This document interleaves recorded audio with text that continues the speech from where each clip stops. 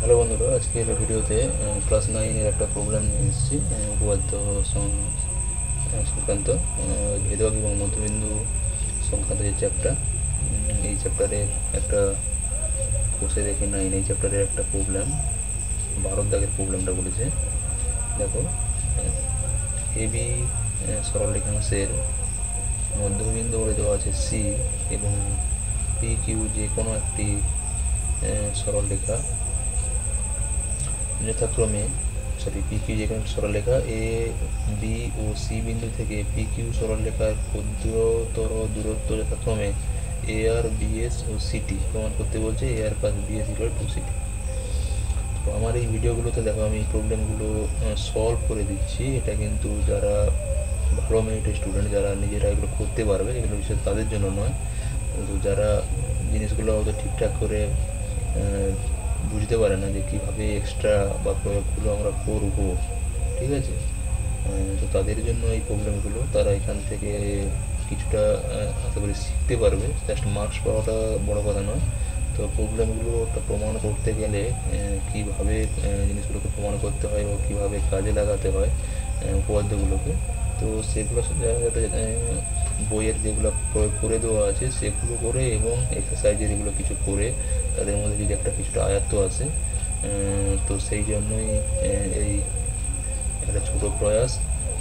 তো যাদের এটা উপকারে আসবে এবং সেটাই চাই যে সমস্ত স্টুডেন্ট খুব একটা ভালো পারফর্ম করতে পারে না এই প্রবলেমগুলোর ক্ষেত্রে, তাদের জন্য এই ভিডিওগুলো বানাচ্ছি। আশা করি তাদের কিছু উপকার অবশ্যই হবে। তো এগুলো পরীক্ষার জন্য কিছু কিছু ইম্পর্টেন্ট থাকে, তো সেই জন্য করাচ্ছি। পরীক্ষা মার্কসের জন্য যেমন জিনিসগুলো করবে, সেই সঙ্গে সঙ্গে বারবার বলছি যে কিছুটা যেন শিখতে পারো, সেদিকটাও খেয়াল রাখবে, ঠিক আছে। তো চলো শুরু করি এখানটায়। এখানে কি বলেছে যে এবি সরলরেখাংশের মধ্যবিন্দু দেওয়া আছে সি আর পি কিউ যে কোনো একটি সরলরেখা এ বি ও সি বিন্দু থেকে পি কিউ সরলরেখার ক্ষুদ্রতর দূরত্ব যথাক্রমে এ আর বিএস ও সিটি প্রমাণ করতে বলছে। A R plus BS equal to CT. তো ছবিটা আঁকি এখানে। এ বলছে এ বি একটা সরলরেখাংশ, তো এ বি একটা সরলরেখাংশ আমি নিলাম। এর মধ্যবিন্দু আমাকে কি বলে দেওয়া আছে, এইটা সি বলে দেওয়া আছে। পি কিউ বলছে যে কোনো একটা রেখাংশ, আমি দিলাম এটা পি কিউ। পি কিউ একটা রেখাংশ, ঠিক আছে। এবার কি বলেছে যে এ বি সি বিন্দু থেকে পি কিউ সরলরেখার ক্ষুদ্র দূরত্ব। তো আমরা অলরেডি ক্লাস 8-এ পড়েছি যে কোনো একটা বিন্দু থেকে কোনো একটা সরলরেখার উপরে যে কোনো আমি যদি বিন্দু যোগ করি, তো এটা আমি একটা রাফলি বোঝানোর চেষ্টা করছি জিনিসটা। দেখো এই জিনিসটা, এই একটা বিন্দু দেওয়া আছে, এই একটা আমাকে সরলরেখা দেওয়া আছে, যে কী ছিল যে এই বিন্দু থেকে এই সরলরেখার উপরে তো অসংখ্য বিন্দু আছে, তাই না। একটু সরে লিখছি। ধরো এখানে বিন্দু হতে পারে, এখানে হতে পারে, এখানে হতে পারে, এখানে হতে পারে, এই ধরনের অসংখ্য বিন্দু আছে। তাহলে আমি প্রত্যেকটা এইভাবে বিন্দুকে যদি আমি যোগ করি, একটা করে আলাদা আলাদা করে দূরত্ব পাচ্ছি, তাই না। এবার বলছে এই দূরত্বগুলোর মধ্যে সবচেয়ে ছোটো দূরত্ব কোনটা হবে, সেটা হচ্ছে এই বিন্দু থেকে যদি আমি এর উপরে লম্বটা নিই, এই যে লম্ব দৈর্ঘ্য যেটা হচ্ছে, অর্থাৎ এই যে 90 ডিগ্রি, এটা যদি 90 ডিগ্রি হয়, তাহলে এই যে দৈর্ঘ্যটা এটাই প্রকৃতপক্ষে সব থেকে ক্ষুদ্রতম দূরত্ব। এটা আমরা প্রমাণ করেছি এইটা। তো এটাই আমরা এখানে কাজে লাগাবো। এখানে কী বলেছে যে এ বি এবং সি এই তিনটে বিন্দু থেকে পি কিউ এর উপরে লম্ব টানতে হবে। তাহলে ক্ষুদ্রতম দূরত্ব যেহেতু বলছে, তাহলে আমি এইখান থেকে লম্ব টানছি। এটা লম্ব একটা হলো, সি বিন্দু থেকে লম্ব, বি বিন্দু থেকে লম্ব, ঠিক আছে।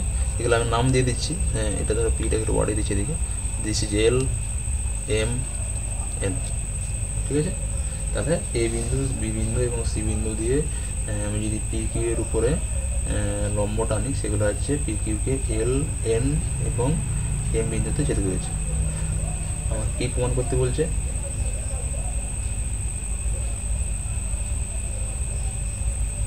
আচ্ছা সরি, এখানটা কিছু দেওয়া ছিল না। ক্ষুদ্রতম দূরত্ব যথাক্রমে, আচ্ছা সরি এখানটা বলে দেওয়া আছে না, A R B S CT, এ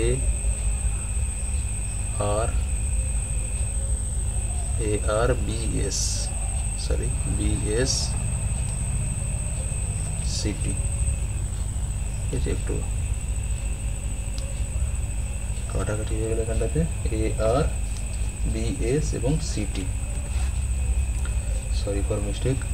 তো এখানে তাহলে কী হচ্ছে, আমাকে দেখাতে বলছে A R plus B S equal to twice of CT, এইটা আমাকে দেখাতে বলেছে।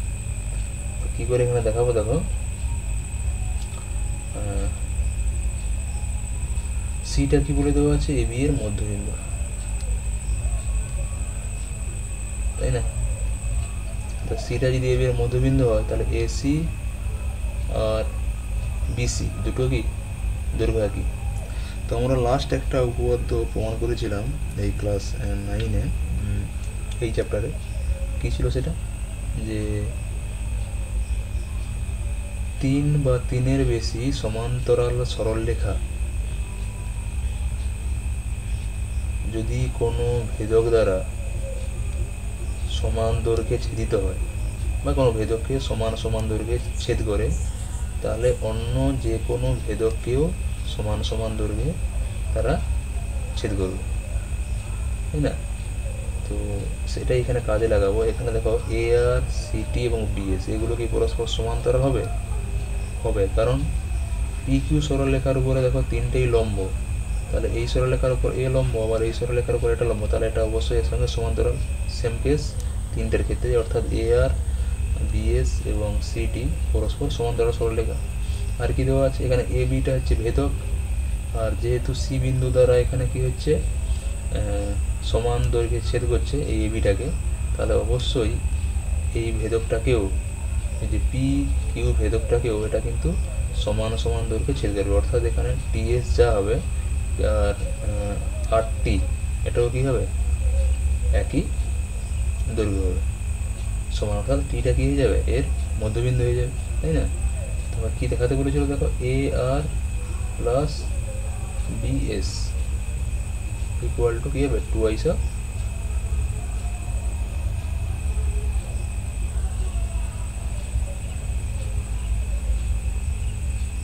এ R plus B S equal to twice of এটি। ওকে, তাহলে আমাকে দেখাতেই বলছে A R plus B S equal to twice of এটি। তো এখানে দেখো অঙ্কন আমার কাজে লাগবে। আমি কী করবো, যে এ এস কিংবা বি আর এই যে কোনো দুটো বিন্দুকে আমরা যোগ করে দেবো। এখানে আমি এ আর এসটাকে যোগ করছি, ঠিক আছে? তো লিখি এখানটায় যেটুকু আমি বললাম সেটাই আমি লিখছি। যে তাহলে কী হলো, উপর দিকেই করে লিখছি, দেখো প্রদত্ত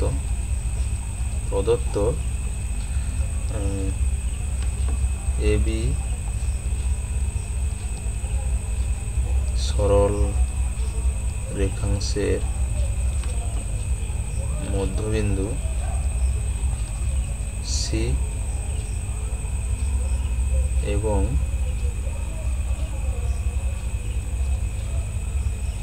এ আর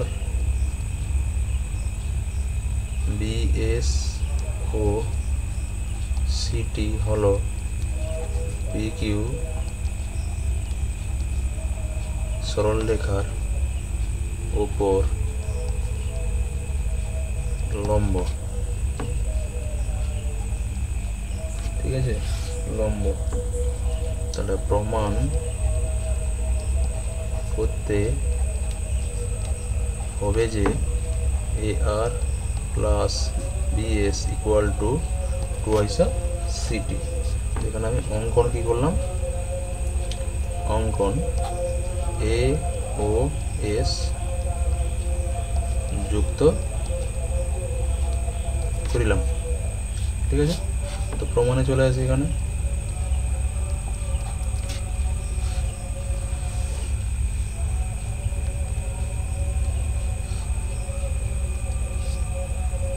লিখে দিচ্ছি, যেহেতু এ আর হলো এ বিন্দু থেকে পি কিউ এর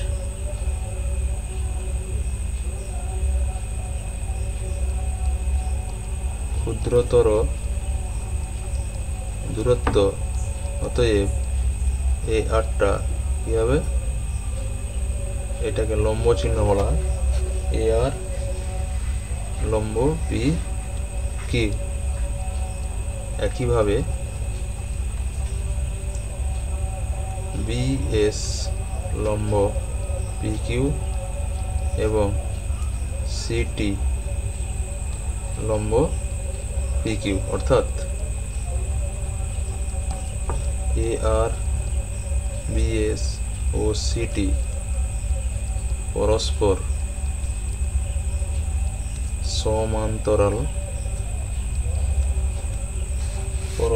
সমান্তরাল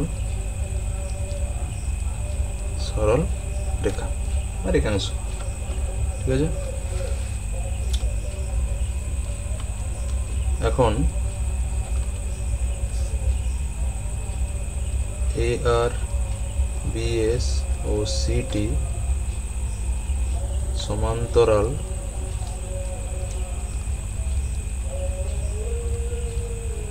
রেখাংশের এ বি ভেদক এবং AC ইকুয়াল টু সিবি, অতএব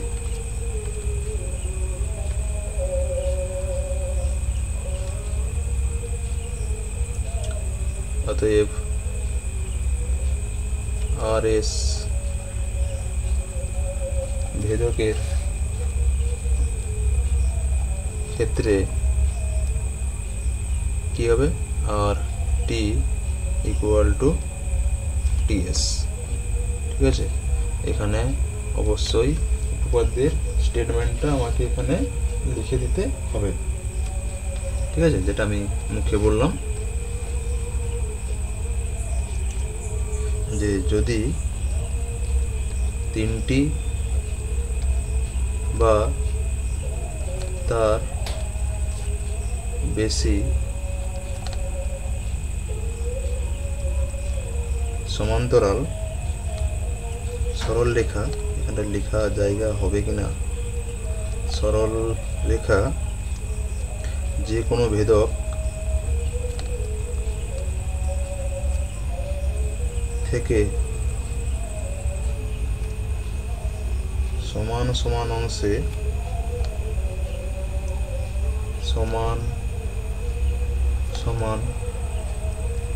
অংশে খণ্ডিত করে, তাহলে আশা করি দেখা যাচ্ছে সবাইকে, তাহলে তারা অপর যে কোনো ভেদক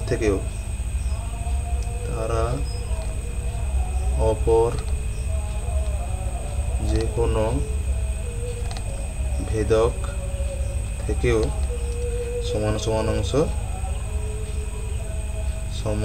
সমান এই পেজে আসছে না, আর দেখে না এখানটা আমি পেজ এটাকে টার্নওভার করবো।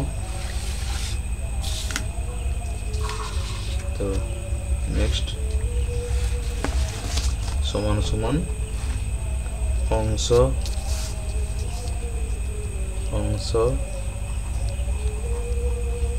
খণ্ডিত করবে। ঠিক আছে, এটাই আমার এখানে কাজে লাগানো হয়েছে।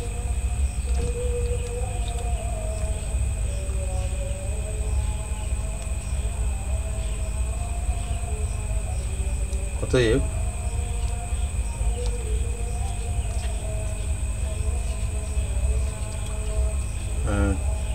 টি হলো আর এস এর মধ্যবিন্দু। ঠিক আছে, ছবিটা আরেকবার দেখে নাও। এই জিনিসটা এসেছিল ছবিটা, এই পদ্ধতিটা কাজে লাগিয়ে আমি দেখলাম সিটা যেহেতু মধ্যবিন্দু ছিল, সেখানে এখানে টিটাও মধ্যবিন্দু হবে।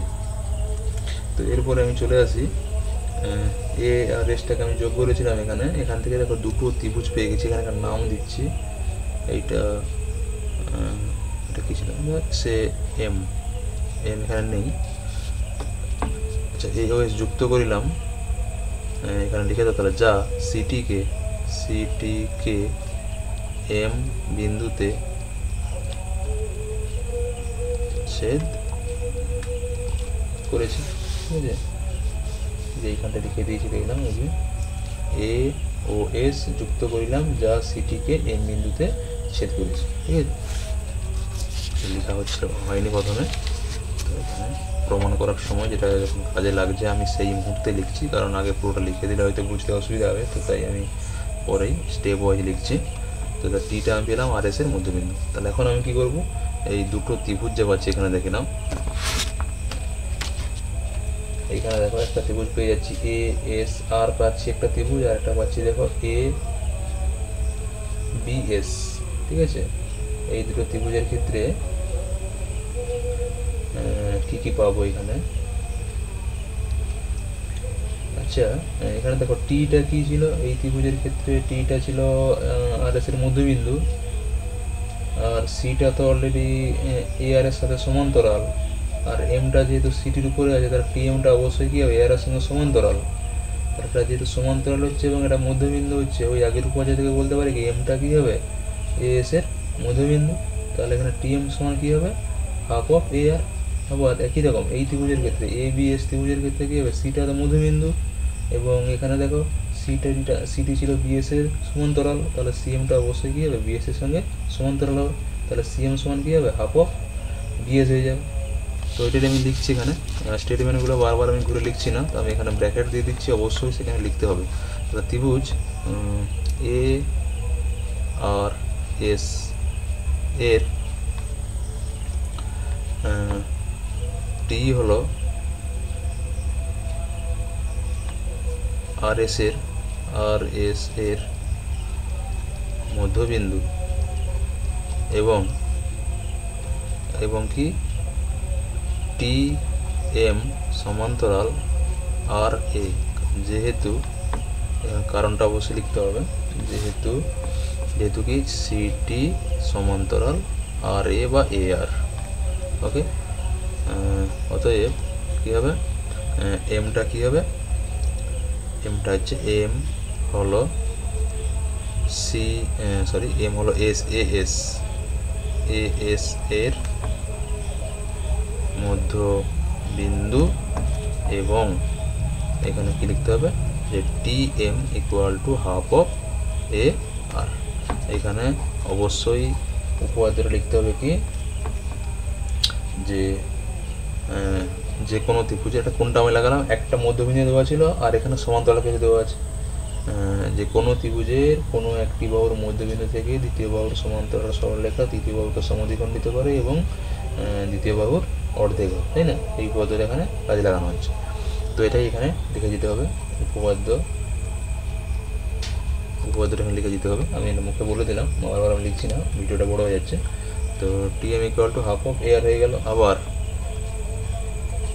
ত্রিভুজ কোনটা পাচ্ছি এখানে ABS, ত্রিভুজ ABS এর C হলো AB এর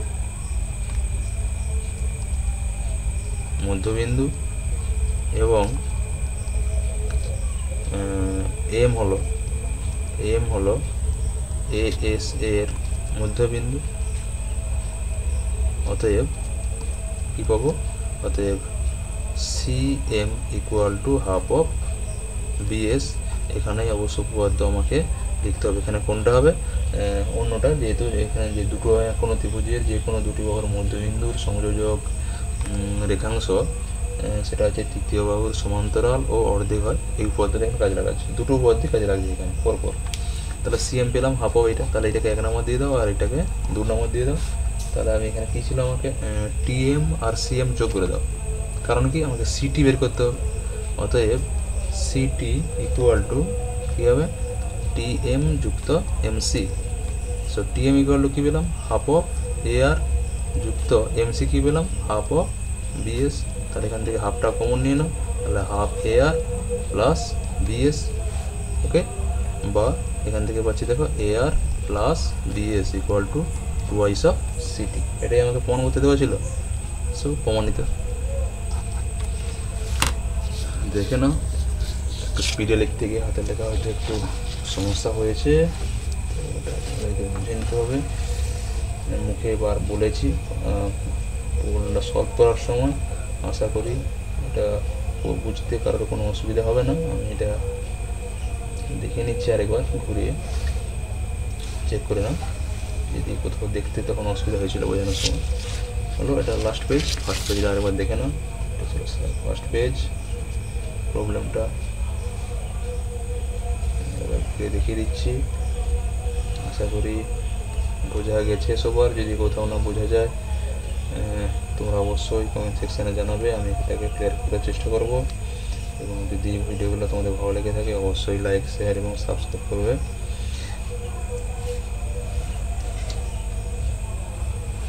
ওকে, থ্যাংক ইউ। এখানে এই স্টেটমেন্টটা লেখার এখানে জায়গা ছিল না, এই জন্য পরের লাইনে লেখা হয়েছে এই যে এই বোর্ডটাতে যে অংশ খণ্ডিত করবে। যাই হোক, আশা করি সবার কোনটা ভিডিও লাগছে, ভালো লেগেছে ভিডিওটা।